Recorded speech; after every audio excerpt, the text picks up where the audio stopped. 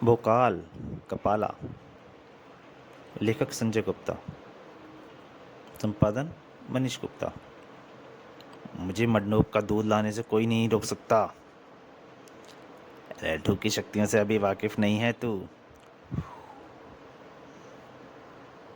खूंखारा का आतंक समाप्त करने गए सुल्तान वतुरीन को बेहोश कर दिया शैतानी शक्ति के वशभूत कपाला ने। भोकाल दोनों के जिस्मों को राजमहल उठा लाया। राजवैद्य और महर्षि गाजोबाजा ने उनको बचाने का उपाय बताया। उपाय था खूंखार जंगल के राक्षस प्राणी मंडोक का दूध। भोकाल मंडोक का दूध लेने के लिए फिर खूंखारा पहुंच गया, जहां उसका रास्ता रोका। रेठू ने अपने पंजे का वार किया भोकाल पर। खूंखारा से बचकर जाने वाला तू अकेला शख्स है, किंतु वापस सलामत ना पहुंच सका उसका पंजा। भोकाल ने तलवार से उसका पंजा काट दिया था। खच्चाक! अब खूंखारा में ऐसा नहीं होगा। तूफान उठ गया जैसे। रेठू ने आग छोड़ दी थी। भयंकर क्रोधाग्नि फट पड़ी। उफ! भोकाल ने उस आग को अपनी ढाल के ऊपर रोका।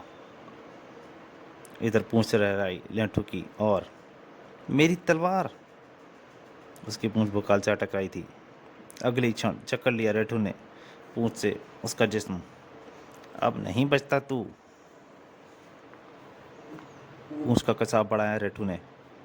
ओह! यह मेरा दम घोटना चाहता है। पूरी शक्ति लगा दी भोकाल ने। उफ! इस कैद से छूटना बहुत जरूरी है।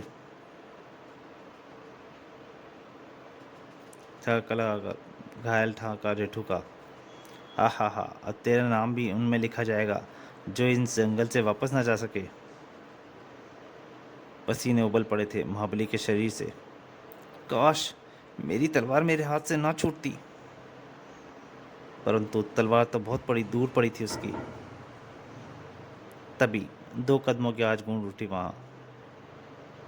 एक साया नजर आया तलवार पर। ठोकर खाकर उछली तलवार और उड़ चली भोकाल की ओर। अगले ही पल तलवार थी भोकाल की गिरफ्त में। जय महागुरु भोकाल! अब भोकाल को रोक पाना नामुमकिन था, और फिर कोई मौका न दिया भोकाल ने रेठू को। यह बाद में देखूंगा कि यह करिश्मा कैसे हुआ। काटता चला गया वह रेठू के शरीर का हर वह हिस्सा जो उसकी तलवार के सामने पड़ा। पहले तो मुझे इस दरिंदे को समाप्त करना है। अंतिम हिचकी रेठू की वह विजयी हुंकार भोकाल ने एक साथ ही गूंज उठी थी। जय महागुरु भोकाल! अब पलट कर देखा भोकाल ने अपने अज्ञात मददगार की ओर। मदद के लिए धन्यवाद मित्र। मैं तिल्ली। मित्र तिल्ली, तुम खूंखारा में क्या कर रहे हो? मुझे महर्षि गाजो बाजो ने भेजा है तुम्हारी मदद के लिए। मित्र तिल्ली, भोकाल को किसी की मदद की आवश्यकता नहीं है, परंतु फिर भी तुम मेरे काम आयो। मैं तुम्हें साथ ले चलने को तैयार हूँ। चलो मित्र भोकाल, फिर चल मंडोक के ढूंढा जाए। हाँ जरूर। दोनों चल पड़े मंडोक की तलाश में। भयंकर आवाज से गूंज उठा जंगल। टाक टाक टाक! कोई नई आफत, कोई नया राक्षस प्राणी या मंडोक? राह में पड़ते वृक्षों को गिराता चला आ रहा था एक विशाल राक्षस प्राणी। बगोले से बच सकोगे तभी तो कहीं जा सकोगे। हाथ ऊपर उठा मंत्रोच्चार किया तिल्ली ने। अगले ही क्षण उसके खाली हाथों में नजर आने लगा एक फरसा। उछल कर तिल्ली चढ़ बैठा बगोले की पीठ पर और फरसे का जबरदस्त वार किया उसने। उफ! इसकी पीठ तो चट्टान से ही मजबूत है। भोकाल ने तलवार का वार किया उसके पैने दांतों पर। टाँक! ओ, इसके दांत तो मेरी तलवार को टक्कर दे रहे हैं। उसके दांतों का कुछ भी नहीं बिगाड़ सकी थी भोकाल की तलवार। तिल्ली को गिरा दिया उसने अपनी पीठ पर से। बहुत सवारी कर चुका बच्चे, अब नीचे आ जा। भोकाल ने किया उसकी आंख पर प्रहार। मेरी तलवार भी न फोड़ पाई इसकी आंख, परंतु आंख भी उसके दांत की तरह ही साबित हुई। और मेरा यह वार कैसा लगा? उसका एक वार भोकाल के ऊपर हुआ। आह! तिल्ली ने किया एक नए अस्त्र का आन। राकू! फरसा हो गया गायब और नजर आने लगी एक गदा, परंतु गदा से भी उसका कुछ ना बिगाड़ पाया। उफ, तुम दोनों का काल आ गया है, समझे बालको। सर्वप्रथम बगोले की गिरफ्त में आया भोकाल। उफ, इसके दांत तो तलवार की तरह पहने हैं। बहुत जल्दी ही कुछ करना था तिल्ली को, अब यही एक तरीका बचा है बस। राकू, गदा की जगह प्रकट हुई ये रस्सी, भला क्या करेगी। तिल्ली ने उछाला उस रस्सी को, रस्सी जा लुटी बगोले के जिस्म पर। मेरे दांतों से कभी कोई बच नहीं सका, समझे। तभी तिल्लू ने भरपूर शक्ति साथ खींचा उस रस्सी को, जिसके फलस्वरूप, अरे यह क्या किया तूने। पलट गया था बगोले का जिस्म, उछला भोकाल और चढ़ गया दरिंदे के पेट पर। देख ले बगोले, आज तेरा शिकार तेरे दांतों से निकल गया, तुझे अपना शिकार बनाने को। खचाक, बेवश में पैर तोड़ती चली गई थी भोकाल की तलवार। कुछ पल तड़प कर शांत हो गया बगोले का निर्जीव शरीर। कैसे कैसे धुरंधर राक्षस प्राणी है इस जंगल में, आगे इससे भी भयंकर स्थितियों का सामना कर पड़ सकता है।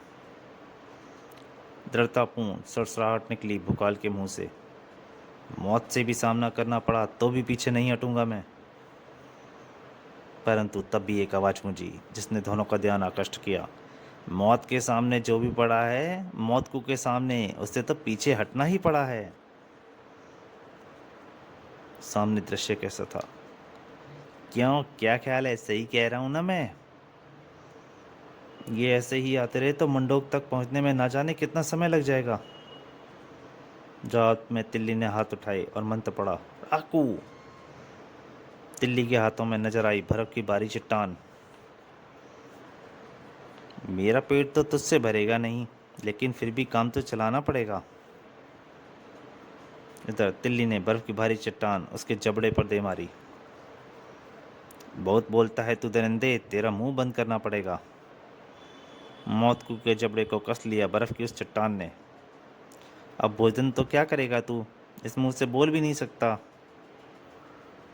परंतु केवल कुछ ही क्षण पर रह पाई बर्फ की वह कैद। मौतकू ने उस बर्फ की कैद को तोड़ दिया था। हा हा हा हा हा हा। इन बचकानी तरीकों से मुझ पर काबू करना चाहते हो। तलवार संभाले आगे बढ़ा भोकाल, किंतु रुको मित्र, इसे मुझे ही समझ लेने दो। तिल्ली के फिर से हाथ घूमे। राकू, मंत्रास्त्र। मंत्र बोलते ही उसकी उंगली से निकल पड़े बुलबुले। जबरदस्त आश्चर्य के घेरे में जकड़ा खड़ा रह गया था भोकाल। तिल्ली की अद्भुत चमत्कारी शक्ति देखकर उन सभी गोलों ने जाकर मौतकू को घेर लिया था और उसके ऊपर जाकर उसकी मौत बन गए थे। मर गया दरिंदा, चमत्कार। तिल्ली पलटा, कहो मित्र, कैसी रही यह शक्ति, तुमने पहले इस्तेमाल क्यों नहीं की। पहले इस्तेमाल करना इतना ज़रूरी नहीं था और आगे इसका इस्तेमाल नहीं कर सकता, क्योंकि यह मंत्रास्त्र का एक ही बार इस्तेमाल हो सकता है। ओह, चलो मित्र, मंडोक को ढूंढें। फिर वे दोनों निर्दिन आगे बढ़ते चले गए। खूंखारा की हर खूंखारता का सामना करते दोनों बढ़े चले जा रहे थे। राह में पड़ने वाली हर रुकावट को रौंदते बढ़े जा रहे थे। तभी उन दोनों ने आधी नदी पार ही की थी। भयानक जबड़े फाड़े अनेक खूंखार मगरमच्छ उनकी तरफ दौड़ पड़े। तिल्ली, मगरमच्छ। तिल्ली के मुंह से फिर से आवाज निकली, राकू। तिल्ली के हाथ में नजर आई एक तलवार, और जैसे ही तिल्ली ने तलवार सीधी की, इसमें से निकली किरणें तूफानी किरणें और उन सभी मगरमच्छों पर जा टकराई। भोकाल की तलवार भी अपने शिकारों का खात्मा बखूबी कर रही थी। यह तो खत्म ही नहीं हो रहे हैं, बड़े चले आ रहे हैं। तिल्ली के मोर्चे में भी कहीं कमी ना थी। सैकड़ों की संख्या में है ये। भयंकर मारकाट के बीच रास्ता बनाते दोनों तेजी से तट की ओर बढ़ रहे थे। किंतु तट पर पहुंचकर भी मुसीबत कम न हुई। ये तो हजारों की संख्या में है तिल्ली, इन्हें मारते मारते तो 2 दिन लग जाएंगे। तिल्ली के पास इसका भी इंतजाम है। तिल्ली ने हाथ उठाकर पढ़ा मंत्र, और उसके हाथ में दिखाई पड़ा एक धनुष बाण। इस बाण का चमत्कार देखना भोकाल। भोकाल वहाँ कहाँ था? उसे तो एक लंबी जीप लपेट कर खींच कर ले गई थी और भोकाल उस जीप के साथ खींचा जा रहा था और तिल्ली भी बाण न चला पाया। मंगूछ के सेवकों को धनुष बाण से डगराता है मच्छर, अभी मजा चखाता हूँ। मंगोचू के नेत्र चमके। अरे गायब हो गया मेरा धनुष बाण। इधर फंसा हुआ था तिल्ली और इधर भोकाल जा पहुंचा था एक और राक्षस प्राणी के सामने। क्यों रे मानव, क्यों चले आते हो खूंखारा में हमारा भोजन बनने तुम? अभी पता चल जाएगा कि इस मानव का भोजन बनाना कितना असंभव है। राक्षस प्राणी को भोकाल की बात पर क्रोध भी आया और हंसी भी। हा हा हा हा, अपनी मौत से बहुत जुबान लड़ाता है छोकरे। जब तक मंडोक का दूध राजकुमारी तुरिन व सुल्तान तक नहीं पहुंचा देता, मौत भी मेरा कुछ नहीं बिगाड़ सकती। भोकाल की बात सुनकर ठहाका गूंज उठा उसका। मंडोक का दूध चाहिए तुझे? हा हा हा हा, मंडोक का दूध चाहिए इसे? हा हा हा हा, पगले, मैं ही तो हूँ मंडोक। धमाका सा किया उसने और अवाक रह गया भोकाल। तो दोस्तों, क्या भोकाल मंडोक का दूध ले आ पाएगा? क्या तिल्ली मंगोचू का सामना कर पाएगा? और किस तरह से वो भूखंडा को ख़त्म कर पाएंगे? इन सब सवालों के जानने के लिए आपको इंतजार करना पड़ेगा भोकाल सीरीज़ के कपाला के दूसरे भाग का। तब तक के लिए नमस्कार।